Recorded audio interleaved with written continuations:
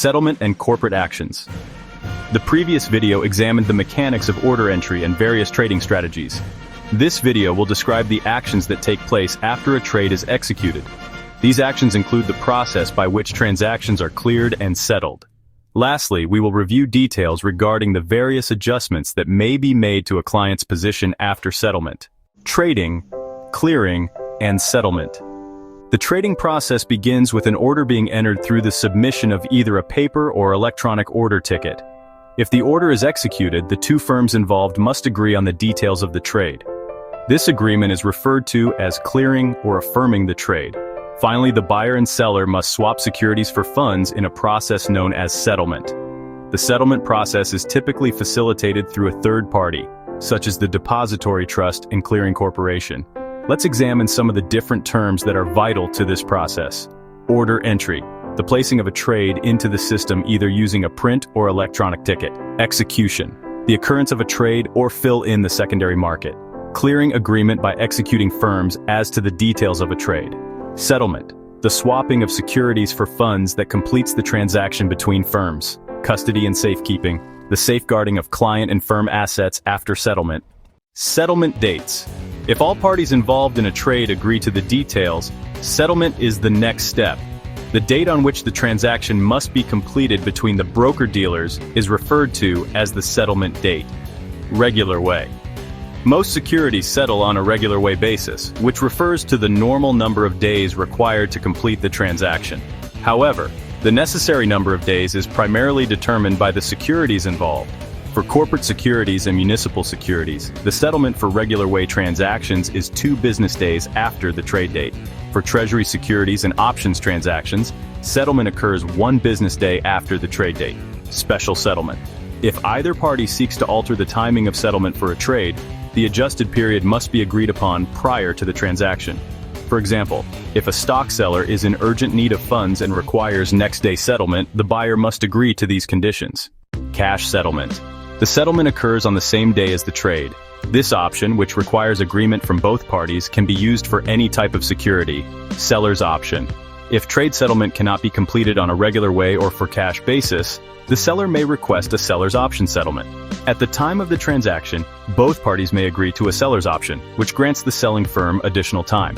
Often, a seller's option is utilized when the seller needs extra time due to legal requirements, such as the removal of a legend. When issued, occasionally securities are authorized but not yet issued.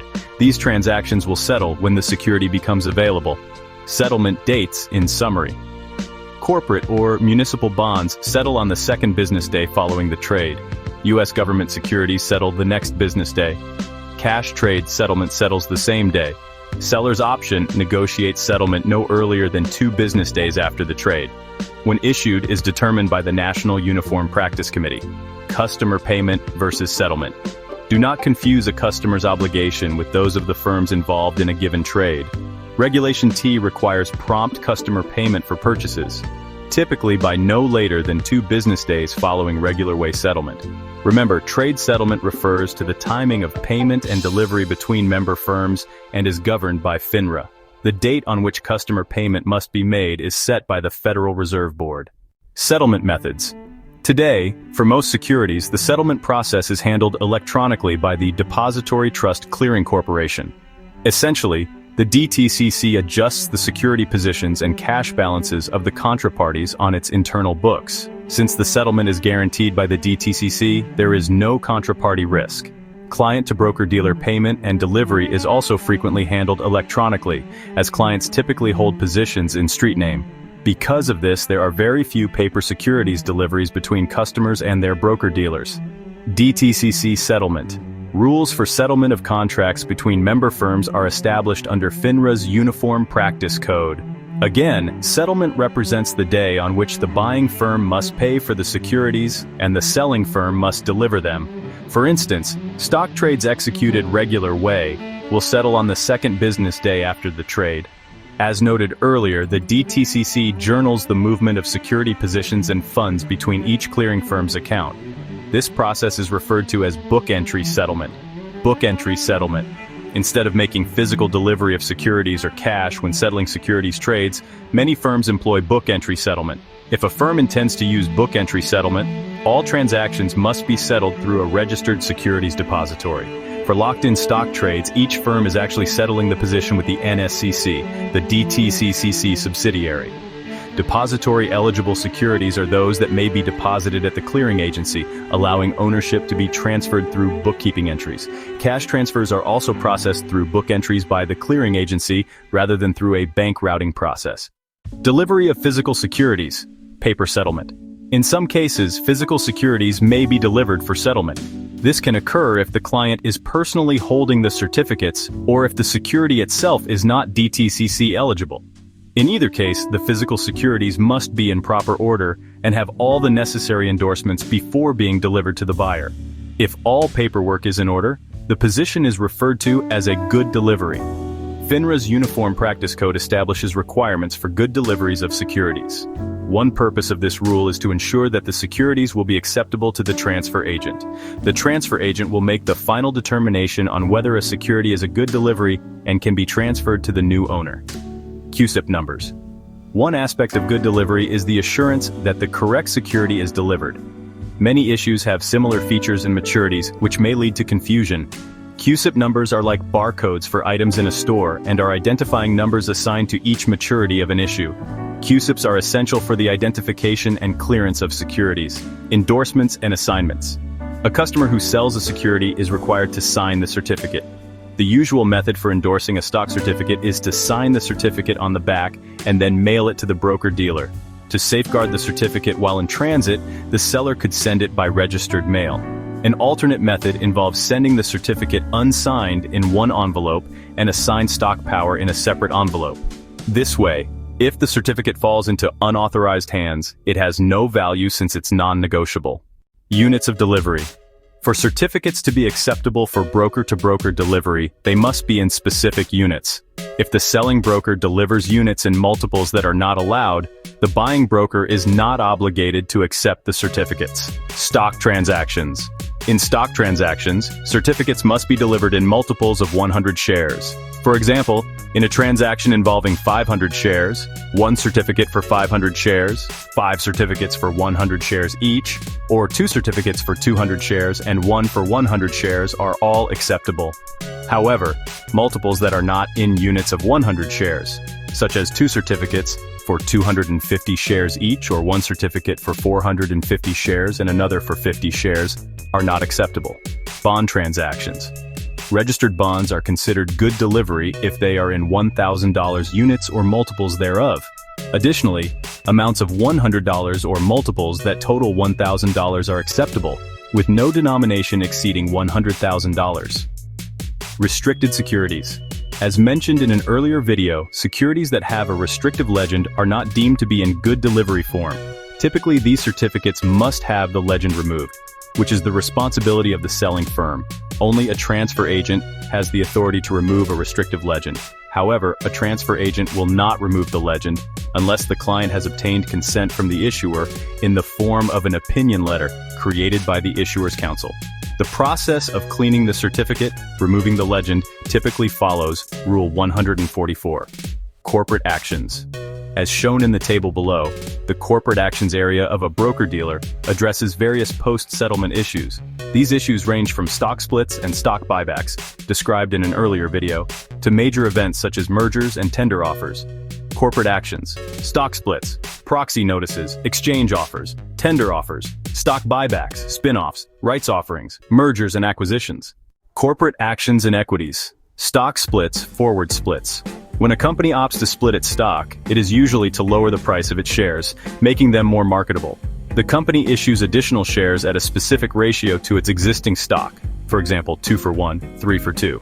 The stock's par value and market price are adjusted accordingly.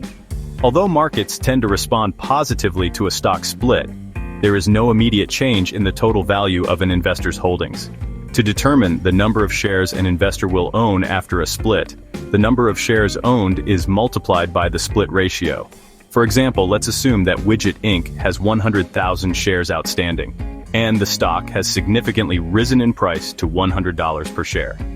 If Widget splits its stock 2 for 1, an investor who owned 1,000 shares before the split will own 2,000 after the split.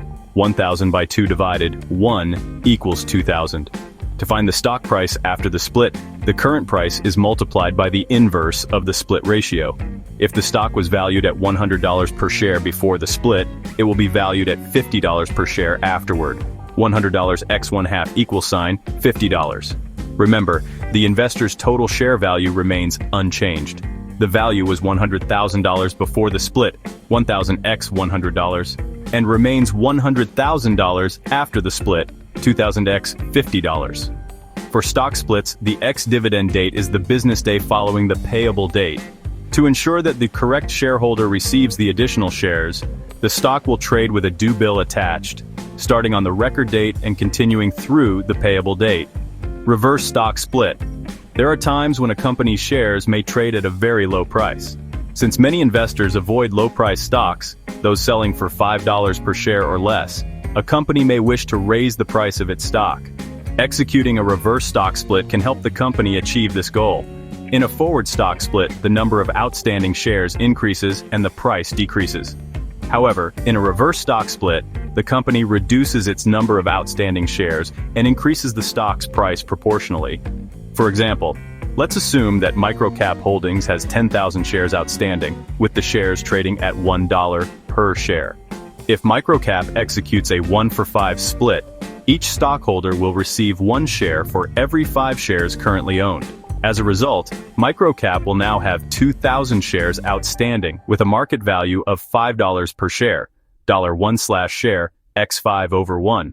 Tax impact of stock splits and stock dividends. Stock splits and stock dividends are not taxable to the investor. The only action required is for the investor to adjust his per-share cost basis in the security. Example 1. John Smith bought 100 shares of XYZ Corp for $4,000. His cost basis is computed as $4,000 100 shares or $40 per share. If the stock undergoes a 2-for-1 split, Mr. Smith will end up with 200 shares, 2/1 x 100. His new cost basis would be $20 per share, $4,000 200. Example 2. Mike Jones bought 100 shares of XYZ Corp for $5,000.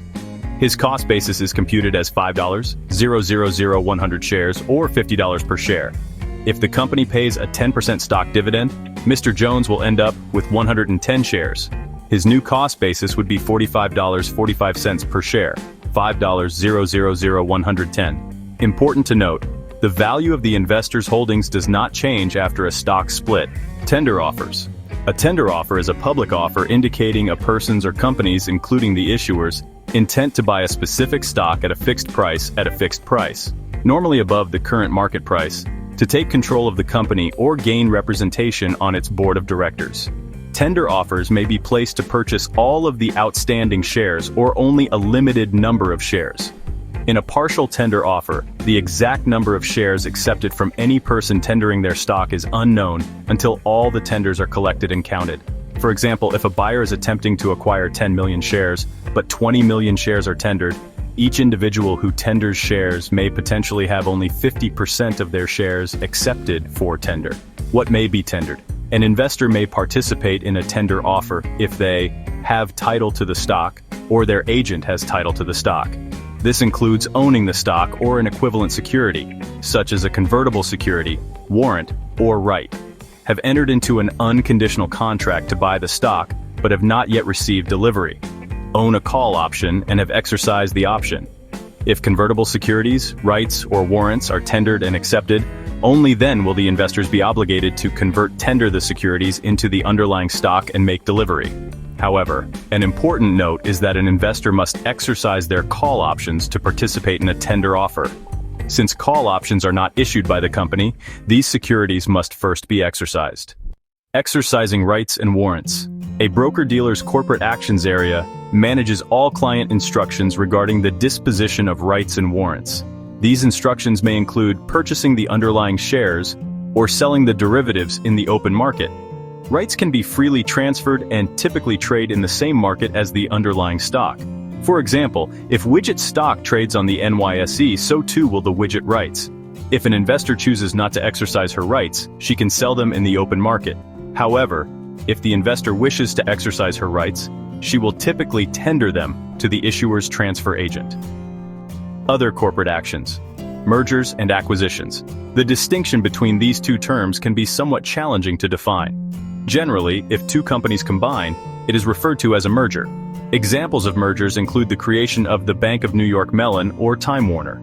An acquisition implies that one company is purchasing another. An example of an acquisition is Amazon's purchase of Whole Foods. Spin-offs. In some cases, a company may choose to spin off a business unit to existing shareholders. Examples include MetLife's spin-off of Bright House Financial and eBay's spin-off of PayPal. Forwarding official communications. Official communications. One of the many services that a broker-dealer may offer to its customers is safekeeping. Securities may be held in bearer form, book entry form, or registered in the name of the customer, with the firm holding them to provide protection against loss or theft. In many cases, customer securities are held in street name, in the name of the broker-dealer, to facilitate transfers. When securities are held in street name, the customer is considered the beneficial owner of the securities. Often, the issuer is aware of the identities of the beneficial owners of its securities. However, in other cases, the owners may prefer that the issuer remain unaware of their identities. If the broker-dealer receives official communications directed to the beneficial owners, it must make a reasonable effort to retransmit the information to the owners. Official communication is defined as any relevant information distributed by the issuer, a trustee, or a state or federal taxing authority. Beneficial owners. As previously described, beneficial owners are individuals who have security positions held by a financial intermediary. These positions are typically registered in street name, and each individual customer's ownership is internally recorded on the firm's stock record. For example, if ABC Brokerage holds 15 million shares of Big Time Industries, the issuer may not have access to the names of the individual clients. Non-objecting beneficial owner, NOBO. If a beneficial owner grants permission to her broker-dealer to disclose her name and address to the issuer, she is considered a non-objecting beneficial owner. With this information, the issuer can directly provide NOBOs with shareholder communications, including proxies and financial filings. Objecting beneficial owner, OBO. If a client instructs her broker-dealer to keep her personal information confidential, it cannot be provided to issuers. In this case, the issuer will distribute communications in bulk to the broker-dealer, which will then redistribute the material to the objecting beneficial owners. Proxies. As described in an earlier video, a corporation's common stockholders have the right to vote on issues that affect the corporation. While these stockholders may choose to vote in person, most vote by proxy, voting power of attorney. By signing a proxy, shareholders authorize another individual to vote on their behalf. Broker-dealers holding customer securities in street name are responsible for promptly forwarding these proxies to the beneficial owners. Forms 10-K and 10-Q. A broker-dealer is obligated to promptly deliver all issuer-related financial information to its customers who own the stock. This information includes 10-K filings, annual reports, and 10-Q filings, quarterly reports. Charging issuers for services. A member firm may charge issuers for forwarding materials to the beneficial owners with reimbursement rates standardized under FINRA rules. Charging customers for services. A member firm may also charge its customers for services such as safekeeping of securities, collecting dividends and interest, and exchanging or transferring securities. However, these charges must be reasonable and cannot unfairly discriminate between customers. A member firm is not allowed to charge a customer for forwarding proxies or other financial reports from a corporation, as reimbursement is generally collected from the issuer directly. The member firm is required to forward these materials to its customers if the corporation reimburses the member firm for the associated expenses. Conclusion. This concludes this segment on settlement and corporate actions. In our next video, we will discuss the paperwork requirements and associated regulations regarding customer accounts. As we conclude this segment, we invite you to show your support by liking this video and subscribing to our channel. It takes just a simple click for you, but it means significant support for us, and it is entirely free. Please turn on your notifications to be among the first to be introduced to the next segment. Thanks.